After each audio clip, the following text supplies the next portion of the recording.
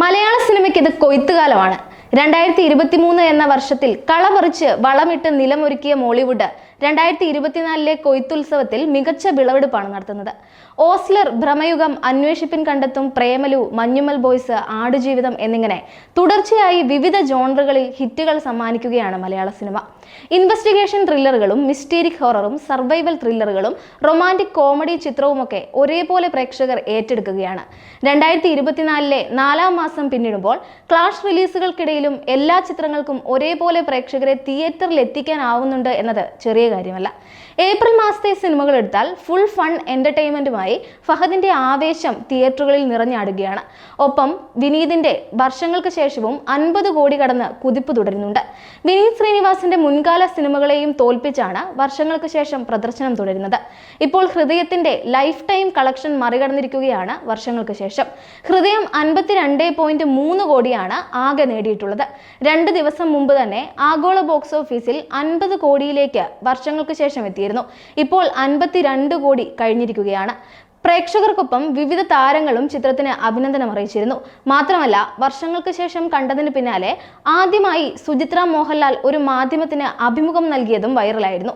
മോഹൻലാലും വളരെ വികാരഭരിതനായി തന്റെ കൈപ്പടയിൽ എഴുതിയ ഒരു കുറിപ്പ് പോസ്റ്റ് ചെയ്തിരുന്നു.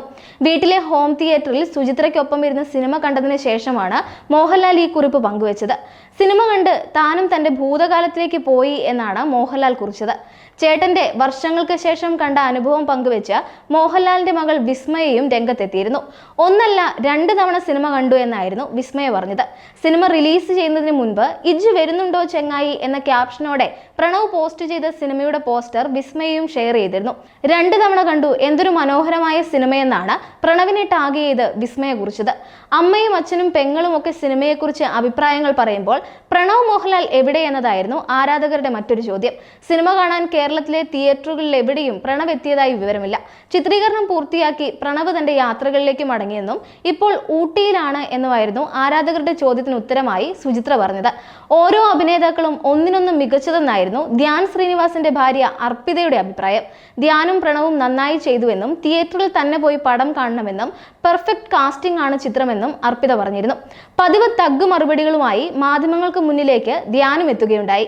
ബേസിൽ ജോസഫിനെ കളിയാക്കിയായിരുന്നു ധ്യാനിന്റെ തമാശകൾ കൂടുതലും. ആ വീഡിയോസും സോഷ്യൽ മീഡിയയിൽ ശ്രദ്ധേയമായിരുന്നു. മോഹൻലാലും ശ്രീനിവാസനും ചേർന്ന നാടോടിക്കാറ്റും ഉദയനാണ് താരവും ഒക്കെ കണ്ടവർക്ക് അതിൽ നിന്നും പുതിയ തലമുറയിലേക്കുള്ള ഒരു കുതിച്ചുചാട്ടമാണ് വർഷങ്ങൾക്ക് ശേഷം എന്ന് തോന്നിയിരുന്നു. മനോഹരമായ ഗാനങ്ങൾ, ദൃശ്യങ്ങൾ, പഴയകാല ദൃശ്യങ്ങൾക്ക് അനുസൃതമായി ഉപയോഗിച്ച കളർ ടോൺ, ആദ്യ പകുതിയിൽ നിന്നും വ്യത്യസ്തമായ ശൈലിയിൽ പുരോഗമിക്കുന്ന കഥാതന്തു തുടങ്ങിയവയായിരുന്നു ഈ ചിത്രത്തിന്റെ പ്രത്യേകതകൾ.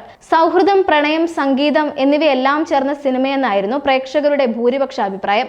കഥയ്ക്കോ തിരക്കഥയ്ക്കോ കാര്യമായ പുതുമകളൊന്നും അവകാശപ്പെടാൻ സാധിക്കില്ലെങ്കിലും മനോഹരമായി ആവിഷ്കരിക്കാൻ സാധിച്ചതാണ് വിനീത് ശ്രീനിവാസന്റെ വിജയമെന്നും പ്രേക്ഷകർ പറയുന്നുണ്ട്. കാൽപ്പനികമായി സഞ്ചരിക്കുന്ന 1-ാം പകുതിയും യാഥാർത്ഥ്യവും ആക്ഷേപഹാസ്യവും കൂട്ടിക്കലർത്തിയ 2-ാം പകുതിയും ചേർന്നതാണ് സിനിമ.